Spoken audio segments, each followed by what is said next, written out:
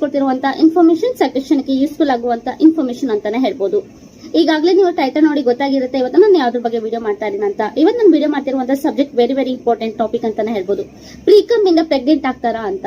So ಪ್ರೀಕಮ್ ಅಂದ್ರೆ ಏನೂ ಅಲ್ಲ, ವೀರ್ಯ ಹೋಗೋಕ್ಕಿಂತ ಮುಂಚೆ ನಿಮ್ಗೊಂದು ಸ್ವಲ್ಪ ದ್ರವ ರೂಪದಲ್ಲಿ ನಿಮ್ಮ ಶಿಶ್ನದಿಂದ ಹೊರಗೆ ಬರುತ್ತೆ, ಒಂದು ಜೆಲ್ ರೂಪದಲ್ಲಿ ಹೊರಗಡೆ ಬರುತ್ತೆ. ಸೊ ಇದರಿಂದ ಏನಾದ್ರೂ ಮಕ್ಕಳಾಗ್ತಾರಂತ ಸಾಕಷ್ಟು ಜನಕ್ಕೆ ಡೌಟ್ ಇರ್ಬೋದು.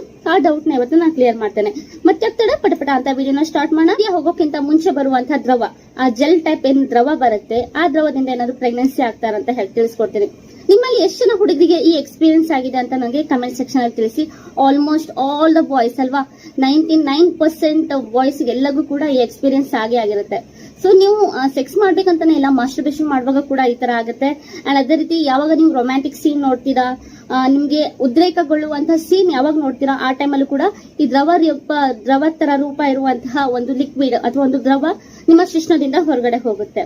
ಸೊ ಇದರಿಂದ ಪ್ರೆಗ್ನೆಂಟ್ ಆಗ್ತಾರಾ ಅಂತ ತುಂಬಾ ಜನ ಭಯ ಪಡ್ತಾರೆ. ಮೇಡಮ್ ತುಂಬಾ ಜನ ನಾನು ಇನ್ಸ್ಟಾಗ್ರಾಮ್ ನೋಡುವಾಗ ಗೊತ್ತಾಗುತ್ತೆ, ತುಂಬಾ ಜನ ಮೇಡಮ್ ಸೆಕ್ಸ್ ಮಾಡುವಾಗ ಲಿಕ್ವಿಡ್ ಹೋಗ್ಬಿಟ್ಟಿದೆ. ಸೊ ತುಂಬಾ ಜನ ಕನ್ಫ್ಯೂಷನ್ ಮಾಡ್ಕೊಂತಾರೆ.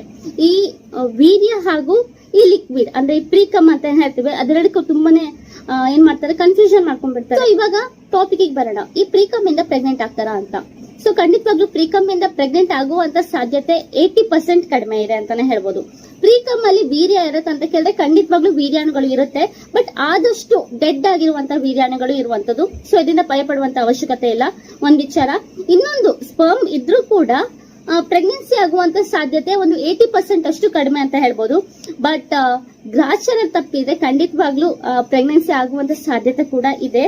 ಸೊ ಏನಂದ್ರೆ ದೇವ್ರು ಕೊಡುವಾಗ ಕೊಡ್ತಾರೆ ಮಗುನ. ಸೊ ಅದಕ್ಕೋಸ್ಕರ ವಿ ಕಾಂಟ್ ಪ್ರೆಡಿಕ್ಟ್ ಅಲ್ವಾ, ಸಮ್ ಟೈಮ್ಸ್ ಆಗೋಗುತ್ತೆ.